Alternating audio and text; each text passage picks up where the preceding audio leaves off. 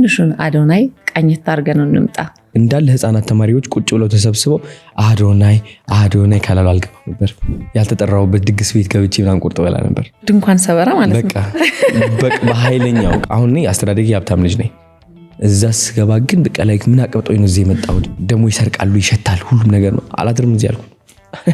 መሰገጥ ማለት ያቺ ውስጥ ያለችው ድምጽ መስማት ነው። የበታችነት ስሜት ይሰማኛል። ሰዎችን እፈራለሁ፣ አፍራለሁ፣ መናገር አልችልም። ሁላችንም በሀገር ደረጃ የተጠቃንበት ነገር ነው።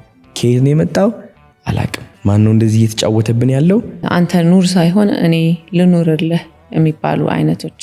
ከነዚህ ስሜቶች የምንደበቅበት መንገድ ምንድነው? የፖርን አለ፣ የሱስ አለ፣ የዊድ ሌላ ሰይጣን መልኩን ቀይሮ ከዛ 4 ሰዓት የ30 ሰከንድ ቪዲዮ አውጥተው ለቀቋት። ሀገር ሙሉ አያት። ሀገር ሙሉ ደግሞ እቺ 30 ሰከንድ ተጠቅሞ እኔን ለማጥቃት ወሰነ። ጸጸትና ቁጭት ደግሞ ሰይጣን የሚጠቀምባቸው ታላላቅ ኃይል ናቸው። ለመጀመሪያ ጊዜ በህይወቴ እስኪ የዋህ ሆኜ ልየው ዛሬ እስኪ ራሴ ሱስ ውስጥ ነበርክ፣ ማትፈልገው ህይወት ውስጥ ነበርክ። እንደው ከዚህ ህይወት ውስጥ ሙሉ ለሙሉ የወጣህበትን ቅጽበት ራሴን ማጥፋት የፈለኩባት ቀን ሰው አስደሳችነቴም ይሞታል። ከዚህ በላይ ደግሞ ምንም የለም። አንዳንዴ ግን የሆነ ቁጭ ብለሽ አስበሽበት አታውቂም? ሁሉም ሰው ቢጠላኝ ብገላገል እግዚአብሔርን አይደለ ቢጠላኝ ሁሉም ሰው ቢያረግኝ ዝም ብሎ አዶናይ እንደሚፈልገው ሆናለ። ከማንም ሰው ፍቅር አልጠብቅ፣ ይሁን አድንቆት አልጠብቅ፣ ጭብጨባ አልጠብቅ።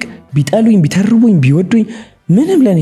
አንተ ደግሞ የስግጥ ፍምስ ባለቤት ስለሆንክ እና መስራች ታውቀዋለህ እኮ መልሱን ታወጣለህ ሰግጠ እውነት በቃ ነው መሰገጥና መፈመስ ፈልጋለሁ። አሁን ገባሽ አይደል? ገባኝ በጣም ሃይኔ ቆንጆ ላለ አድክም አድርጌ እንትን አድርጌ። ሰዎች ደግሞ ውሃንም አይዘው ወይ መንቀሳቀስ ይኖርብናል። መደነስ፣ መዘመር፣ መዝፈን።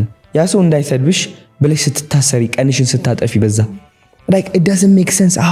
አወዳዳቂ ይሆናሉ፣ መካሪ ይሆናሉ። ከዛ ያንቺ ተወዳዳሪ ይሆናሉ። ከዛ ባንቺ ይቀናሉ። ከዛ ያንቺ አንጨብጫቢ ይሆናሉ።